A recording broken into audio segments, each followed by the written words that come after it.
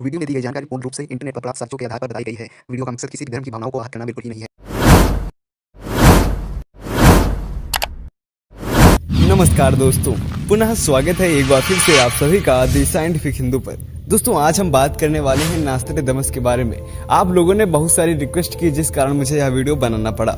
ओशो ने अपने किसी प्रवचन में कहा था कि धर्म की साख पर अधर्म का व्यापार तेजी से फैल रहा है। धर्म तो आंतरिक यात्रा थी, लेकिन अब संगठन बन गया है। धर्म कहाँ है? अधर्म के सिक्के ही धर्म बनकर चल रहे हैं। खोटे सिक्के ही विश्वास मांगते हैं, असली सिक्के तो आंख चाहते हैं। विश्वास की उन्हें आवश्यकता ही नहीं। विवेक जहां अनुकूल नहीं है, वहीं विश्वास मांगा जाता है। विवेक की हत्या ही तो विश्वास है। लेकिन ना तो अंधे मानने को राजी होते हैं कि वो अंधे हैं, और ना विश्वासी राजी होते हैं। अंधों ने और अंधों के शोषकों ने मिलकर जो षड्यंत्र किया है, उसने करीब करीब धर्म की जड़ काट डाली है। धर्म की साख है और अधर्म का व्यापार है। खैर, हम तो ओशो की बात नहीं करते, क्योंकि यह वर्तमान दौर में व्यवहारिक नहीं मानी जा सकती। दुनिया में पिछले सैकड़ों वर्षों से धर्म युद्ध चल रहा है। धर्म के नाम पर लोग एक दूसरे को खत्म करने में लगे हैं। धर्म का मर्म तो कोई नहीं समझता, अलबत्ता अब ऐसे लोगों की संख्या ज्यादा है जो खुद के धर्म को सत्य का मार्ग मानकर दूसरे के धर्म की आलोचना करने से नहीं चूकते हैं। दरअसल धर्म अब धर्म नहीं, बल्कि अब सांप्रदायिक, आपराधिक और आतंकवादी संगठन बन गए हैं। ऐसे में सवाल कई उठते हैं और जवाब कहीं से नहीं मिलते हैं। लेकिन हम यदि संगठित धर्मों की ही बात करें, तो किस धर्म के संबंध में क्या भविष्यवाणी कही गई है, यह जानना भी बहुत जरूरी है। अब बात करते हैं नास्त्रेदमस की हिंदू धर्म के संबंध में पहली बहुत बड़ी भविष्यवाणी के बारे में, जो कि सच होती दिखाई दे रही है। तबाह कर देंगे पुस्तकालयों को बर्बर लोग, ऐसा कहा था नास्त्रेदमस ने। उन्होंने आगे लिखा था कि एक समय ऐसा आएगा कि जब बेपढ़े लोग पढ़े लिखों की सभ्यता को तबाह कर देंगे और पुस्तकें वगैरह फूंक डालेंगे। ऐसा दुर्लभ ज्ञान नष्ट कर दिया जाएगा जिसका अधिकांश भाग वापस नहीं पाया जा सकेगा। दोस्तों, अगर नास्त्रेदमस के जन्म से पहले की घटनाएं देखें, तो यह सभी जानते हैं कि बर्बर आक्रमणकारियों के हमले में भारत के नालंदा, तक्षशिला और विक्रमशिला के विश्वविद्यालय नष्ट हो गए थे।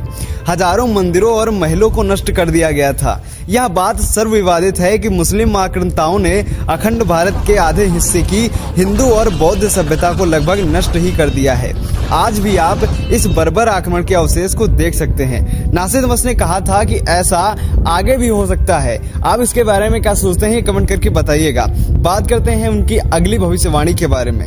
तो उन्होंने अपनी किताब सेंचुरी में लिखा है कि सागरों के नाम वाला धर्म चांद पर निर्भर रहने वालों के मुकाबले तेजी से पनपेगा और उसे भयभीत कर देंगे।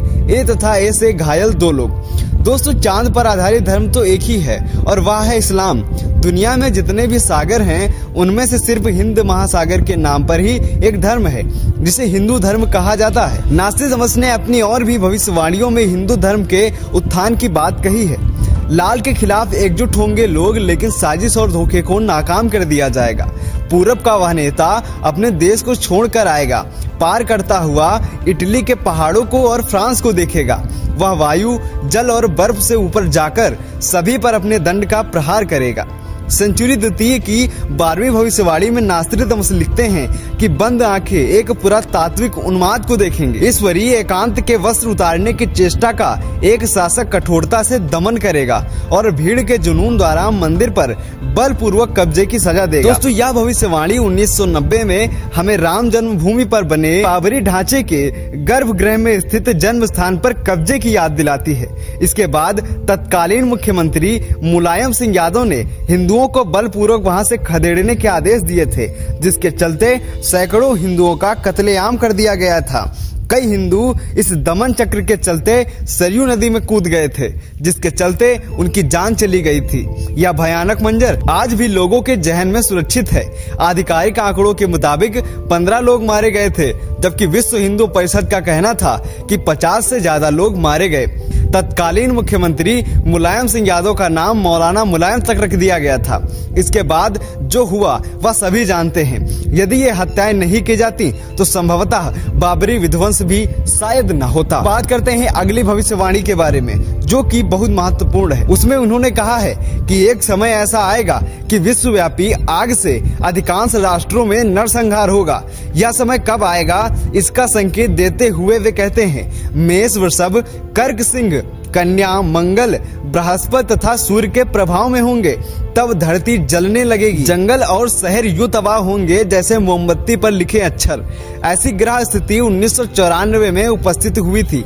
अब 22 फरवरी 2020 और 28 मई 2021 में उत्पन्न होगी। इसके संबंध में ओशो ने भी कहा है कि सांप्रदायिकता और शत्रुता के एक लंबे दौर के बाद सभी धर्म तथा जातियां एक ही विचारधारा को मानने लगेंगे। 17 साल के भीतर 5 पोप बदले जाएंगे, तब एक नया धर्म आ जाएगा। अब जहां तक एक ही विचारधारा को मानने की बात है, तो ओशो, रजनीश जैसे संतों को भारत, चीन सहित समूचे पश्चिम में ध्यान से पढ़ा जाता है और उनके विचारों से विश्व में एक नए तरह की धार्मिक क्रांति भी होने लगी है। नास्त्रेदमस की अगली भविष्यवाणी है कि 3 ओर घिरे समुद्र क्षेत्र में वह जन्म लेगा, जो बृहस्पतिवार को अपना अवकाश दिवस घोषित करेगा। उसकी प्रशंसा और प्रसिद्धि, सत्ता और शक्ति बढ़ती जाएगी और भूमि व समुद्र में उस जैसा शक्तिशाली कोई न होगा। मित्रों, 3 ओर समुद्र से तो भारत ही घिरा हुआ है।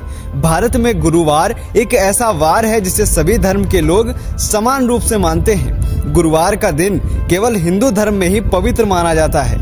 इसका कारण यह है कि गुरुवार की दिशा ईशान कोण है और ईशान कोण में ही देवी देवताओं का वास होता है। मुस्लिम धर्म में शुक्रवार को, यहूदियों में शनिवार को और ईसाइयों में रविवार को यह दिन पवित्र माना जाता है। हालांकि अभी इस भविष्यवाणी के पूर्ण होने का इंतजार है कि कौन करेगा गुरुवार को अपना अवकाश दिवस घोषित।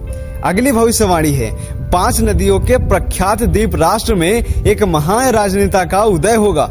इस राजनेता का नाम वरण या शरण होगा। वह एक शत्रु के उन्माद को हवा के जरिए समाप्त करेगा और इस कार्यवाही में 6 लोग मारे जाएंगे। भारत में वैसे तो कई प्रसिद्ध नदियां हैं, गंगा, यमुना, सरस्वती, गोदावरी, नर्मदा, कावेरी, ब्रह्मपुत्र, कृष्णा आदि। लेकिन पंजाब एक ऐसा क्षेत्र है जिसे 5 नदियों की भूमि भी कहा जाता है। पंजाब अर्थात जहां 5 नदियां बहती हूँ। पूर्व में इसे पंचनंद प्रदेश भी कहा जाता था। पंजाब प्राचीन काल से धरती की राजनीति का मुख्य केंद्र भी रहा है। वहां पर 5 नदियां जो हैं, उनके नाम है सतलुज, ब्यास, रावी, चिनाब और झेलम। इन 5 नदियों का उल्लेख वेदों में भी मिलता है। तो क्या पंजाब से होगा महान राजनेता? पंजाब के इतिहास को देखें तो गुरु नानक देव, गुरु तेग बहादुर, गुरु गोविंद सिंह जैसी महान विभूतियों का इसी क्षेत्र से ताल्लुक है। अगली भविष्यवाणी जो कि बहुत ही महत्वपूर्ण है, उसमें उन्होंने कहा है कि शीघ्र ही पूरी दुनिया का मुखिया होगा महान सायरन, जिसे पहले सभी प्यार करेंगे और बाद में वह भयंकर व भयभीत करने वाला होगा। उसकी ख्याति आसमान चूमेगी और वह विजेता के रूप में सम्मान पाएगा। एशिया में वह होगा जो यूरोप में नहीं हो सकता। एक विद्वान शांति दूत सभी राष्ट्रों पर हावी होगा। उक्त भविष्यवाणी से लगता है कि उस महापुरुष का नाम सा से शुरू होगा। वरण या शरण जैसे नाम तो भारत में ही होते हैं, लेकिन सायरन नाम जरूर अजीब है। आपको इस भविष्यवाणी के बारे में क्या लगता है, कमेंट करिएगा। अगली भविष्यवाणी और अंतिम भविष्यवाणी है जो कि बहुत ही महत्वपूर्ण है। पैगंबर के कुल नाम के अंतिम अक्षर से पहले के नाम वाले सोमवार को अपना अवकाश दिवस घोषित करेगा। अपनी सनक में वह अनुचित कार्य भी करेगा, जनता को करों से आजाद कराएगा। दोस्तों, पैगंबर तो एक ही हैं, वह है मोहम्मद। उनके कुल का नाम हाशमी था। हाशमी के अंतिम अक्षर के पहले सा, यानी जिस नेता के प्रादुर्भाव की बात कही जा रही है उसका नाम सा से शुरू होना चाहिए। यदि हम कुल का नाम ना माने तो मोहम्मद के अंतिम अक्षर के नाम के पहले माँ आता है। नास्त्रेदमस की भविष्यवाणियों के ज्ञाता महाराष्ट्र के ज्योतिषाचार्य डॉक्टर रामचंद्र जोशी ने इस पर मराठी में एक पुस्तक भी लिखी है, जिसमें वे नास्त्रेदमस की सेंचुरी का हवाला देते हुए लिखते हैं कि ठहरो, स्वर्ण युग आ रहा है। एक अधेड़ उम्र का उदार महासत्ता अधिकारी भारत ही नहीं सारी दुनिया पर स्वर्ण युग लाएगा और अपने सनातन धर्म का पुनरुत्थान करके यथार्थ भक्ति मार्ग बताकर सर्वश्रेष्ठ हिंदू राष्ट्र बनाएगा। तत्पश्चात ब्रह्मदेश, पाकिस्तान, बांग्लादेश, श्रीलंका, नेपाल, तिब्बत, अफगानिस्तान आदि देशों में वही सार्वभौमिक नेता होगा। सत्ताधारी चांडाल चौकड़ियों पर उसकी सत्ता होगी। वह नेता सायरन दुनिया की आशा मालूम होता है। बस देखते रहो। तो दोस्तों, यह था आज का वीडियो। यह वीडियो आप सभी को कैसा लगा या कमेंट करके जरूर बताइएगा। ऐसे ही नए वीडियो पाने के लिए चैनल को सब्सक्राइब करना ना भूलें। जय हिंद, जय भारत, वंदे मातरम।